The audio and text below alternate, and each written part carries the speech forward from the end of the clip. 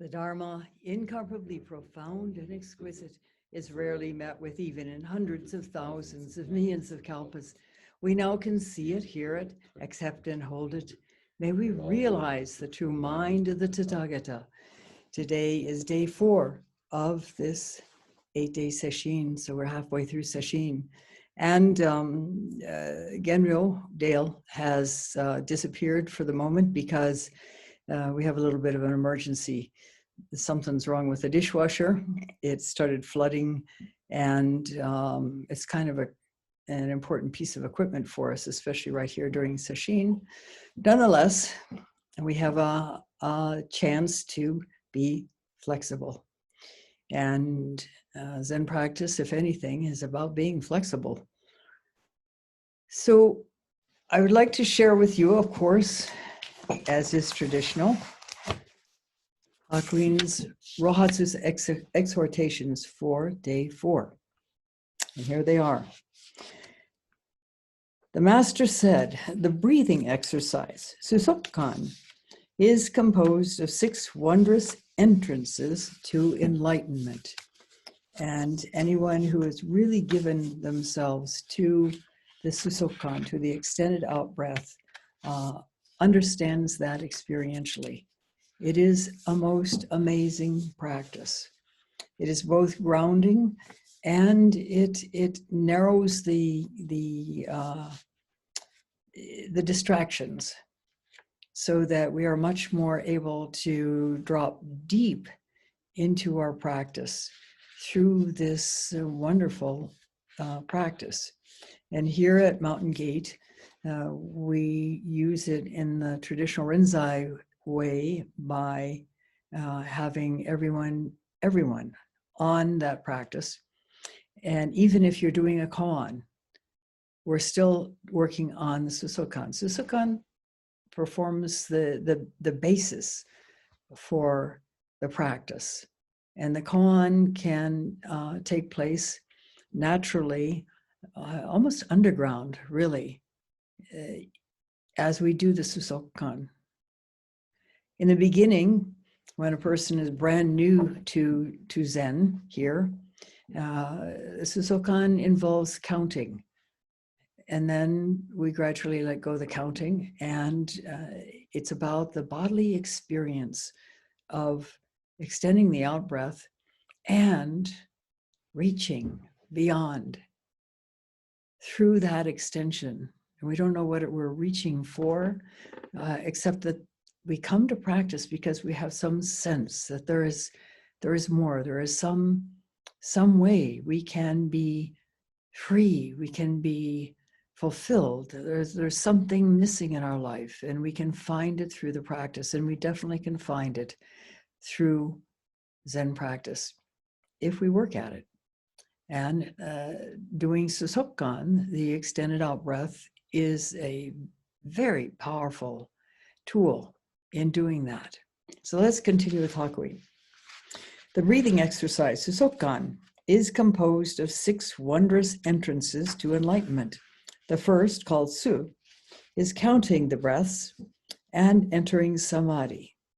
Mastering it, you merge with your inhalations and exhalations and enter in samadhi, reaching the next entrance, called Zui, following the breath. The breathing exercise is explained as having 16 different characteristics as well. But in the end, they all return to the first 2 practices of counting and following the breath. And when you no longer need to count to stay aware of the experience of extending the out breath, then you simply go to experiencing the whole thing, the bodily experience of extending that out breath. He calls that following the out breath, but it really is about becoming the out breath. We let the in breath go however it wants to go. We don't try to control it in any way. But the out breath, we naturally breathe out, and then at a certain point, our body would want to breathe back in again. But instead, we push that breath out a little further. And when we push it farther enough, it requires a focus. And that focus requires a letting go of everything else. And so it's a very quick path to becoming truly present. In addition, it energizes the rest and recover part of our nervous system, and so it is grounding.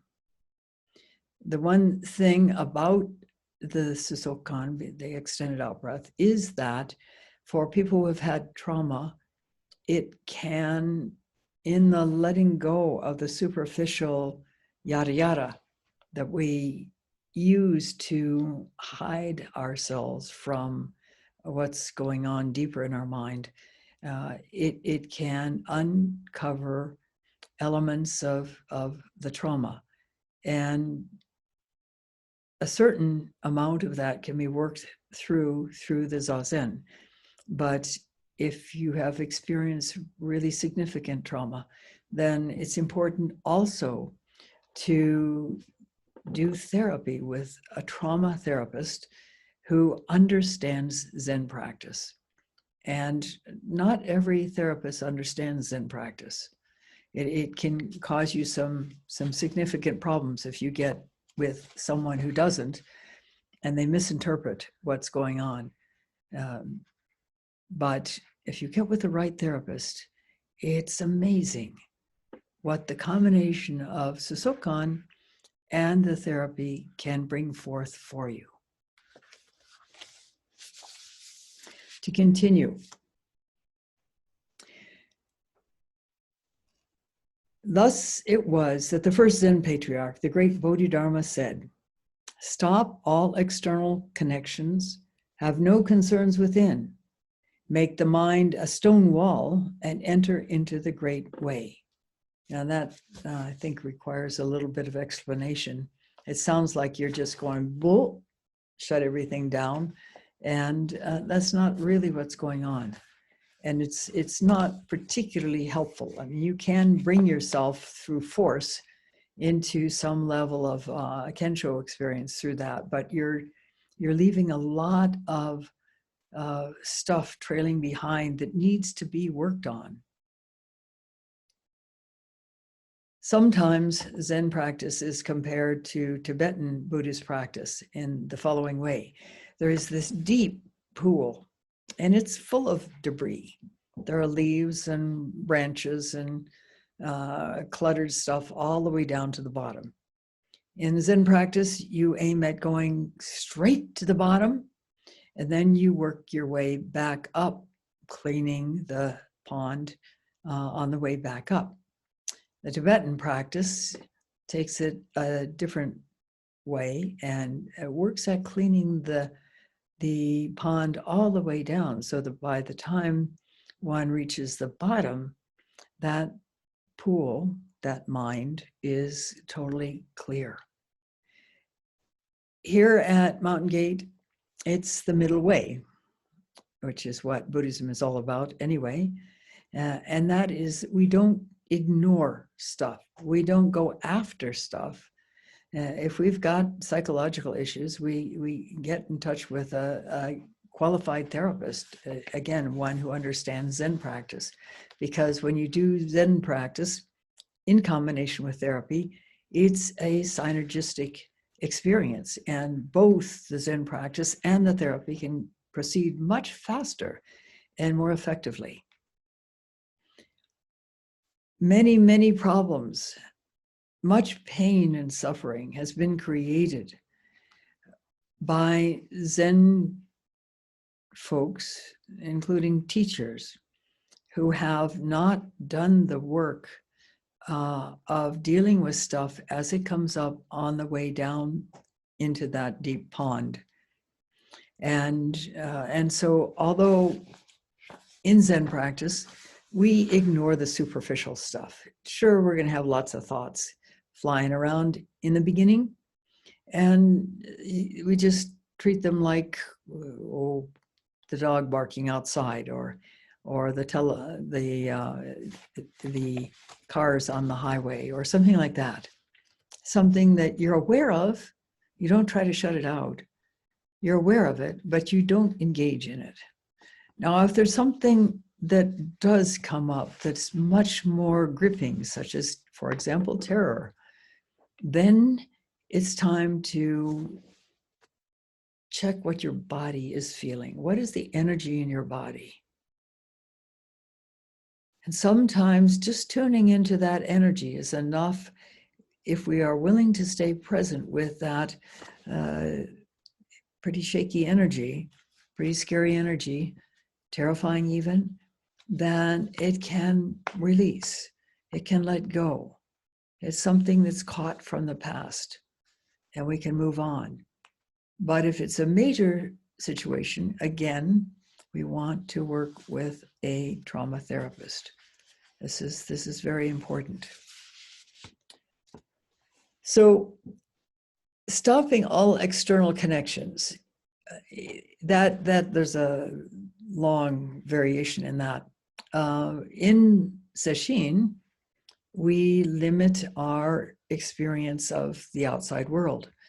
We don't go fully into sensory deprivation here,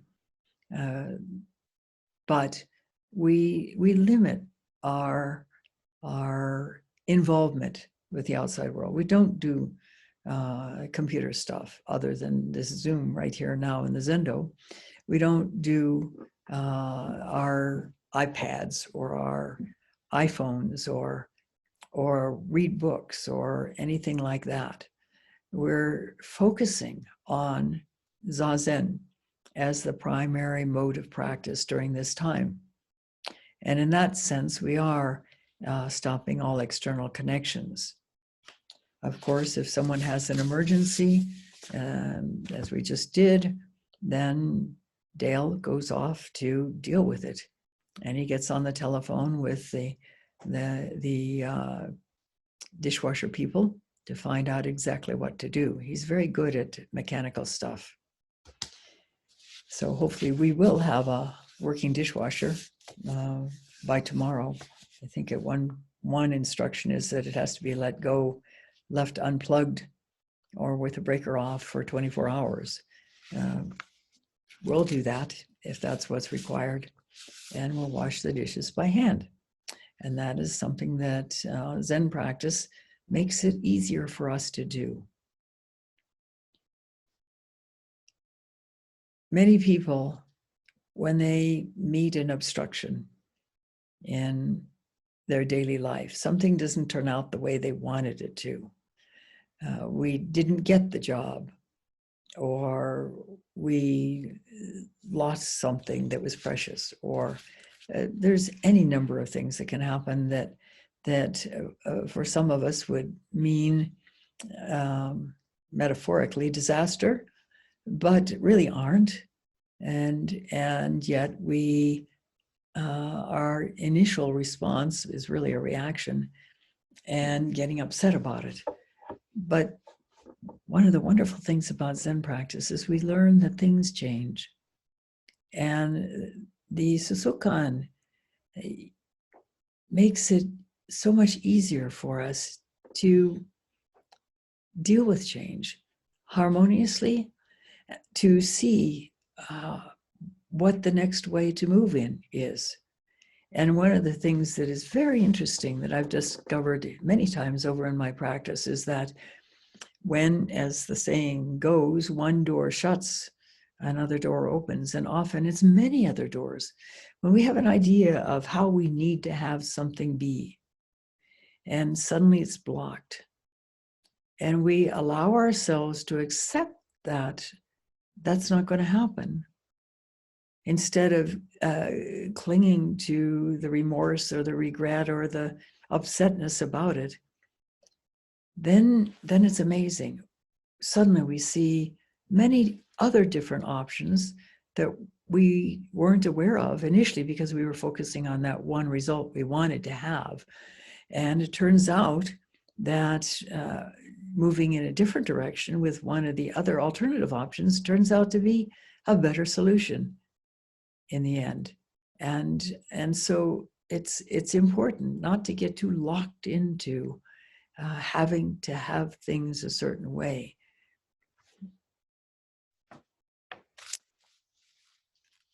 Make the mind a stone wall. And I'm not quite sure what he really means by that, other than really give yourself 100% to this search. Not blocking anything out, not refusing to be aware of other things that are happening alongside you, but to focus as completely as possible on this, what I call the openness to possibility. And that's easy to do through the extended out breath. As we extend that out breath, as has been said so many times, if we're doing it properly, we can't hold on to any other thing. And our mind begins to focus on the present moment, meaning the present experience in our body, in such a way that it is a wonderful experience, actually. And at the same time, it's almost as if every cell in our body, in our skin in particular, opens up and becomes aware, more aware. It's an odd experience in that there's both a focused awareness and a generalized awareness. And it is, when we do it properly, it's quite an excellent, deepening, freeing practice. Of course, again, we're going to see some things that we have ignored or buried, and it's important to allow ourselves to open to those. If they're minor, we simply give them a recognition glance and go back to the practice. If it's something major, a deeply embedded negative experience in our life, then it's something to work with. And sometimes that can be worked with our Zen teacher, and other times it's better to go for a therapist and to continue the Zen at the same time. Because, as I said, the two in combination can be incredibly effective. So Hakuin continues.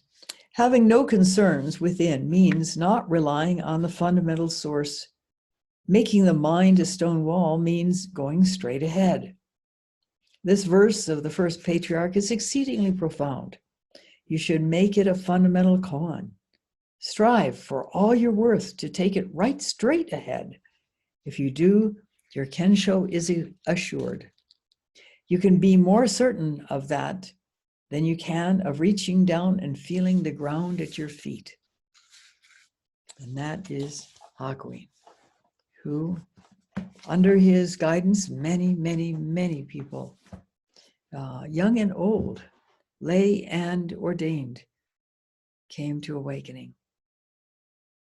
There is one story about a 16-year-old girl who was a student of Hakuin and had clearly had a deep awakening experience. And at one point, she's doing zazen on top of a trunk, and inside the trunk is a Buddha figure. And her father comes and sees her sitting on that precious cargo and says, "What are you doing? There's a Buddha in there. You shouldn't be sitting on top of the Buddha." And his daughter says, "Show me where there is not a Buddha.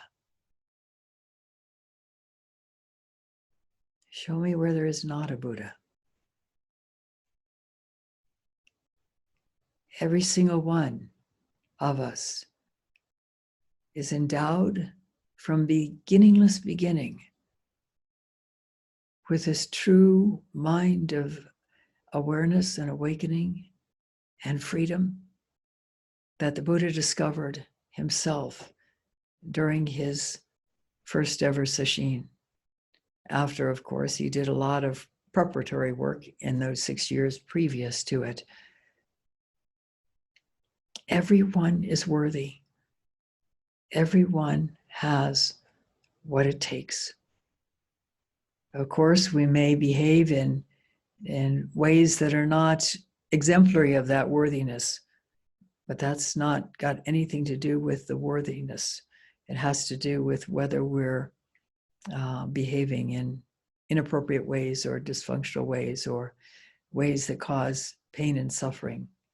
And through the practice, we become increasingly aware of those behavior patterns. And it is simple to let them go if we are committed to doing so. And that is part of the long maturation, which is so vital and which was talked about at length by Torei Enji, who was Dharma successor of Hakuin at a very young age.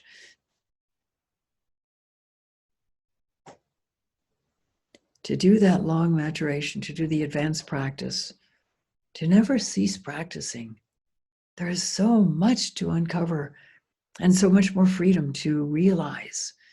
And the freedom is not the kind of thing where you can do whatever you feel like, whenever you feel like it. That's not real freedom. The freedom one reaps from deep Zen practice is the freedom to be 100% profoundly okay and at peace regardless of circumstances. And that doesn't mean that you don't take action where action is appropriate. But like Jacques Lucéron in Buchenwald, he had no choice to be in that prison camp, ritually starved, in danger of being murdered at any moment, and yet finding profound freedom, finding joy by his own words. And despite the 11 more months that he was in that concentration camp, he wrote that the joy never left him. And clearly it never left him even for the rest of his life. Because when he was in his 40s teaching at a university, his university students were asking him about himself because they were so drawn to his demeanor, his peaceful, joyful demeanor, his openness, his acceptance. And they asked him about how he got there. And that's how we know this story about Buchenwald. To be able to be in the worst hell realm and be free, that is what our practice offers to us if we are willing to take it to that level. And each of you sitting here, listening to this Teisho, are committed to that. And if you persist, you will become free. Now I'd like to share a little bit more of Hakuin. This again is from Poison Blossoms from a Thicket of Thorns, and a very big, thick compendium of his teachings. And it goes all the way from short talks and longer talks to inscriptions on scrolls, to letters that he has written in response to students writing to him, and so on and so forth. It's quite a full expression of Hakuin's teaching career. And this happens to be a talk he gave, a short talk he gave in the Zendo on the occasion of the winter solstice, which is coming up in just a few weeks here. And here is his talk. It's traditional, by the way, in Rinzai monasteries to actually have a ceremony on the winter solstice. And you've heard in past Teisho's descriptions of that ceremony at Sogenji. It was a time in a certain way to relax and have fun. And it was also a time when the Roshi sort of checked us on our depth of practice. Of course, he could do that any time during Sanzen, but it was a time when traditionally we wrote a poem expressing the depth of practice, the depth of awakening that we had reached during that year leading up to the solstice. And then each person spoke their poem during that beginning of that entertainment, and the Roshi commented on it. And then we had this feast, and Roshi then left, and that was sort of a signal for the monks to have fun. And skits were shown, and people picked up musical instruments and played, and so on. It was one of the very, very few days, actually, that and New Year's Day were the days when that was the level of freedom allowed in the practice center. The rest of the time we were deep in our Zen practice, in the Zendo most of the time. And it was good. So here's Hakuin on instructions to the assembly from the high seat at the winter solstice. In the 10th month, yin energy, having reached its farthest point, yang energy begins again.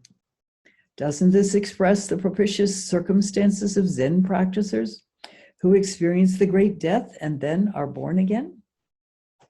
It is a shame that wherever you go today, you find people who have once experienced the bean bursting suddenly in the cold ashes, turning into a gimp-legged turtle, working themselves into a glass jar until they're unable to move.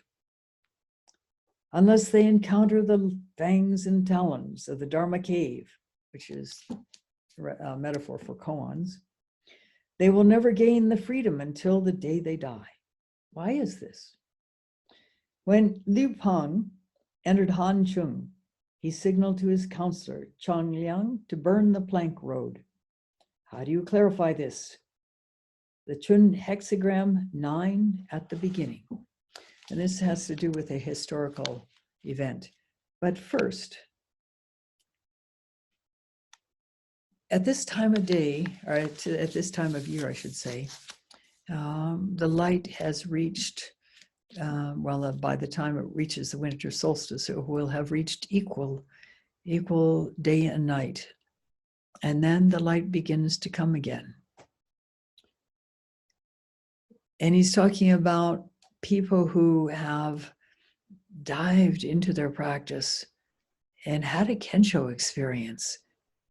And then there is the opportunity to deepen it, to broaden it, to have another Kensho that allows you to see even more clearly.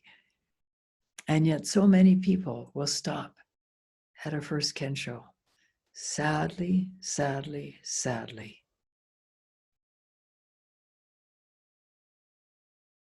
Our practice is so amazing, and it offers such liberation that to stop after a single insight is such a sad thing to observe. And yet I've watched many, many people that I trained with in the early years just stop. And by their own admissions, they've even stopped doing Zazen. Well, not all of us want to stop there, because if we're hungry for something more, something deeper, and it is possible to uncover that deeper, and then the deeper that lies beneath that deeper, and on and on and on. In more than 40 years of Zen practice, I have seen that there seems to be no end of what you can open to. And to let this precious opportunity to slide by without taking advantage of it is sad indeed. When I think about my own life and how it took me till I was 32 years old to rediscover Zen practice, and I'm sure that in previous lives I have worked long and hard at Zen practice, but there was a lot of distraction early on in this life. And so I didn't start as early as other people at the Rochester Zen Center did. When I was there, I was 10 years older than everybody else. And I've seen as life continues, as my practice continues, that there is always deeper to go.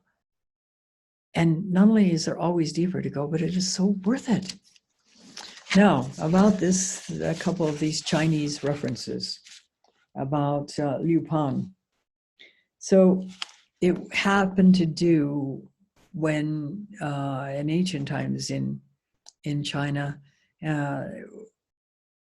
when the Han Dynasty came into being. Previously, China had been overrun, and this was about Liu Pang taking over, going back in and recovering China for what became the Han Dynasty. And here are the notes that Norman Waddell has on this. And of course, we know that the bean bursting in the cold ash happens to refer to awakening experience or a Kensho experience. When Liu Pang entered, he was told to burn the plank road. And the plank road was a road. It's interesting. There's a Tibetan movie about the salt. I think is it called The Salt Men of Tibet? No, I don't think that's the one. But it's it is about the annual pilgrimage to get salt, and there's a competition going in this particular movie. And so the elder who is leading the procession determines to go on the plank road, which is literally a plank road that was built by putting poles, horizontal poles, into holes in the edge of a cliff, and then planks on top of them. And that's the same as this plank road was in this gorge in China, wherever it was in China. And there was a symbol in burning the plank road. There was no return. And Hakuin uses that as a metaphor for practice. Not to sit down on our laurels of a puny Kensho, not to be like that gimp-legged turtle going into a glass jar and getting stuck. Like you heard Zen Kai, the elderly monk who Hakuin told to jump into the 86 hells in a previous Teisho. It's about moving forward, not getting stuck, not, as I said, resting on our laurels, because there's deeper to go, and it's worth it. And then he talks about the hexagram, which is difficult at the beginning. And though Zen practice can be difficult at the beginning, to hang in there, to keep going, to explore. Don't get caught up in the difficulty. Don't get caught up in your ideas about what's going on in your Zen practice. And above all, don't measure. Don't try to judge your Zen practice, because you can't. It's impossible. And the very moment when you think it's worst could be the moment that it is about to break through. So save your breath. And instead, put that energy into reaching deeply through that out breath for that original face, for what Mu is, for the sound of the single hand, for who you really are, because that's what all of those koans are about.